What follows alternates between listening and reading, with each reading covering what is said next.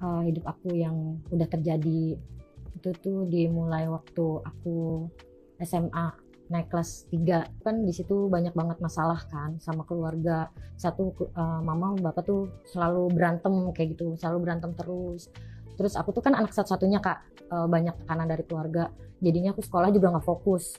Itu aku pokoknya mulai SMA yang bener-bener yang aku udah nggak tahannya banget itu SMA kelas 2 sampai aku mutusin kayak udahlah pergi aja dari rumah kayak gitu. Pergilah aku sampai ke Bogor gitu. Aku putus kabur, jadi aku kabur dari rumah kak. Posisinya lagi sekolah, di rumah tuh baik-baik aja, emang maksudnya baik, nggak berantem nggak apa, tapi emang keadaannya kan aku emang lagi tertekan kan, kayak langsung kabur gitu dari rumah. Awalnya cariin, cumannya kan aku kan nggak bawa handphone, aku emang nggak bener-bener berangkat sekolah, tapi aku nggak berangkat sekolah. Aku bilang sama mama kan, mama mau main warnet, dikasih sama mamaku 100.000 tuh. Itu modal aku naik kereta ke Bogor. Tapi teman aku nggak tahu, mikirnya aku tuh bakal bakal pergi gitu, nggak tahu. Teman aku taunya cuman pengen main doang, pengen main. Awalnya berdua sama teman sekelas juga, teman sekelas, cuman dia mikirnya cuman ya udahlah kita madol aja gitu. Dia nggak bakal mikir panjang kayak misalkan oh ini orang mau pergi kayak gitu kan. Enggak, soalnya kan aku nggak cerita gue ada masalah kayak gini. Pas sampai di sana tuh udah punya kehidupan sendiri kan kak, maksudnya tuh orang-orangnya udah beda. Di lingkungan sekolah kan, kita sekolah kan lingkungannya ya belajar gitu kan.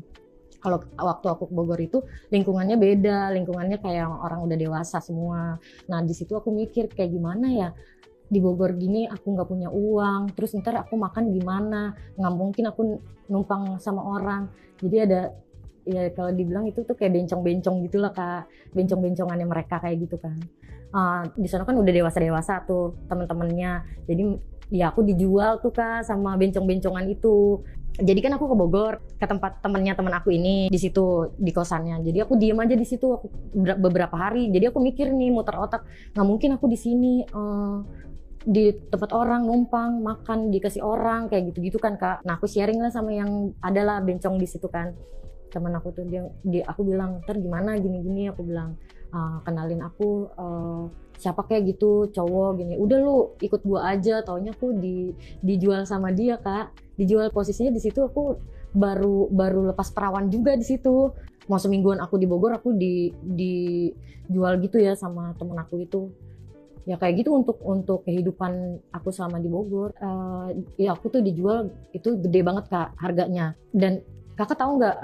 Nggak tahu ya. Di Bogor itu dulu tuh ada kayak bohong-bohong, dia tuh kayak ala-ala perawan, tapi dia pakai darah apa gitu, darah nggak ngerti. Aku belum sampai situ ya kak. Waktu aku dijual itu, nah dia sebenarnya ngejual aku dengan kayak gitu karena aku emang di situ jatuhnya masih virgin gitulah, karena kan baru sekali doang kan, baru sekali main sama cowok. Terus itu tuh aku dijual tuh lebih, nggak tahu ya, mungkin lebih dari 20 juta, tapi aku cuma didapat 4 juta doang.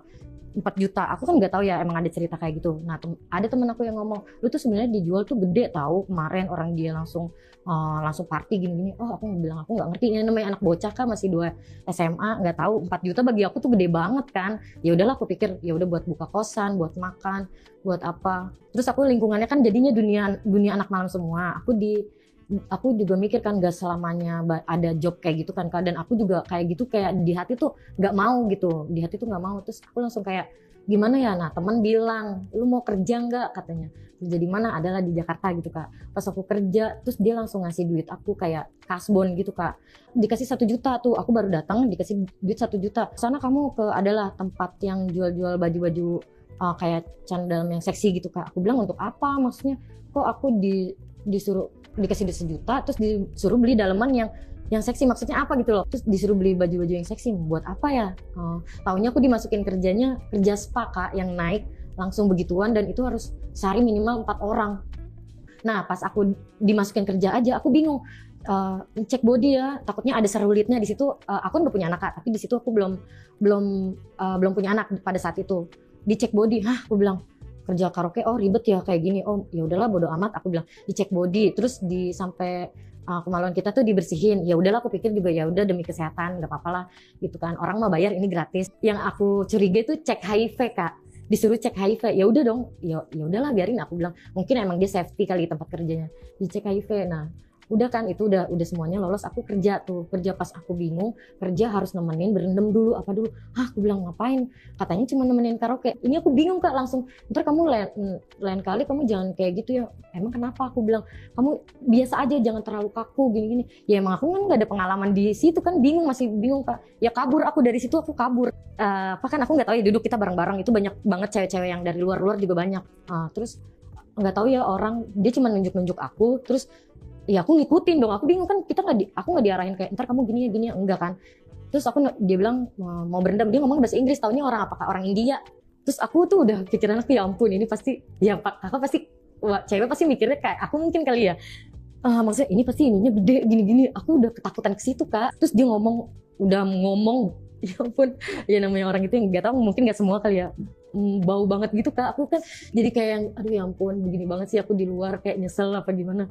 Ya udah aku ngikutin, ya udah aku dari situ aku liatin aja nih, abis ini gue mau kabur. Aku beneran Kak, cuma sekali itu doang tapi emang udah terjadi sih. Terus nemenin dia, setelah itu iya kayak gitu kan berendam dulu, baru nih ke atas Kak, ke atas kan. Aku bingung, aku diem, dia diem kan, dia ngomongnya Inggris tapi jadi aku nyernanya aduh ngomong apa ya nih orang. Terus dia kayak langsung gitu kan, langsung sama aku kayak gitu kan. Cuman ya nggak bisa, gimana sih, nggak bisa Kak. Jadinya ya dia panggil satu cewek lagi, cuman orang Cungko ya kalau nggak salah. Dia kecewa sama aku karena ya aku ngelakuin kayak gitu tapi dia itu nggak masuk ke aku Kak, nggak masuk saking gedenya. Gini ya, itu bukan berbentuk kayak punya cowok, kayaknya itu udah bulat gede, bingung nggak, udah bulat udah gini aja gitu, nggak panjang nggak gede gitu, cuman bulat gede gitu, bulat kayak bola gitu. Gimana sih Kak, sampai di depan doang nggak masuk. Makanya dia kesel kan, jadi dia telepon, jadi di kamar itu ada teleponnya, dia telepon suruh aja katanya. Aku maksudnya tahu ya dia ngomong apa, mungkin dia panggil satu lagi Cungko, aku disuruh diem duduk di pojok, jadi dia main sama itu Cungko. Aku bingung itu gimana dia masuk, aku diem aja. Setelah itu ya udah aku pergi. Maksudnya setelah udah kejadian itu aku nggak mau lagi di situ, pergi. Dan aku baru tahu banget gitu. Udah dari kapok banget. Kapok, itu pengalaman sih ya Kak. Nah kalau yang kedua ini aku dimasukin teman, ya benar kerja karaoke Kak, benar-benar kerja karaoke. Cuman ya kadang-kadang ada di Jakarta juga. Ada satu juga nih Kak cerita yang aku di Jakarta kerja. Jadi di tempat kerja aku itu kerjanya tuh kayak banyak narkoboynya gitu Kak. Ceritanya gimana caranya aku punya anak tanpa bapak ya Kak, obat gitu kan. Terus aku tuh nggak sadarin diri, ternyata dia tuh nge-BO aku tanpa seizin aku gitu loh Kak. Hari ini nih lu BO gini-gini. Aku bilang, loh aku nggak ngerasa loh. Alah lu masa nggak ngerasa? Nah aku chat pokoknya kan, kok aku bilang, pokok BO aku kok nggak bilang-bilang gini-gini. Alah lu dipakai aja kayak kedobong pisang katanya.